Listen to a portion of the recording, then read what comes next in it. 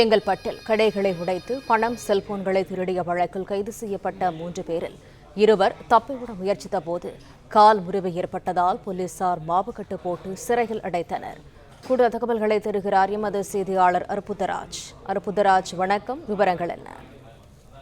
வணக்கம். செங்கல்பட்டு அடுத்த 3 கடைகளில் பணம், செல்போன் போன சம்பவத்தில் 3 கைது, தப்பியோடிய 2 கால் முறிவு. செங்கல்பட்டு செட்டி தெருவில் பாசி தெருவை சேர்ந்த மன்சூர் அலிகான் சொந்தமான துணி கடையில் 50,000 பணம் மற்றும் ஆக்டிவ்ஸ் மற்றும் அந்த கடைக்கு அருகில் உள்ள செம்கனி என்பவருக்கு சொந்தமான துணிக்கடையில் 3,000-ம், மூன்றாவது அதே தெருவில் உள்ள தினேஷ்குமார் என்பவரின் செல்போன் கடையில் பூட்டை உடைத்து 5,500 ரூபாய் பணமும் 35,000 மதிப்பிலான செல்போன்களை திருடு போனது. அதனைத் தொடர்ந்து மெடிக்கல் ஷாப் மற்றும் மற்றொரு கடையில் திருடு முயற்சி செய்தன. அந்த வழக்கில் தொடர்புடைய சென்னை மேட்டுக்குப்பு பகுதியை சேர்ந்த குமார் என்பவரது மகன் அருண், காட்டான் அருண்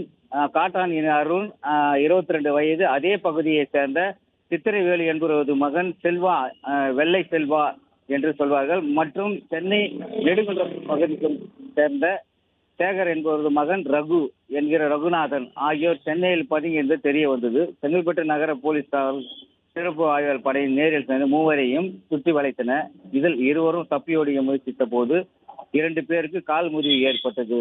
இது குறித்து அவர்கள் விசாரித்து சிறையில் அடைத்தனர். தகவல்களுக்கு நன்றி அற்புதராஜ். பிளே ஸ்டோர் மற்றும் ஆப் ஸ்டோரில் இருந்து பாலிமர் செயலியை QR கோடு மூலம் பதிவிறக்கம் செய்யுங்கள். செய்திகளை உடனுக்குடன் பெறுங்கள்.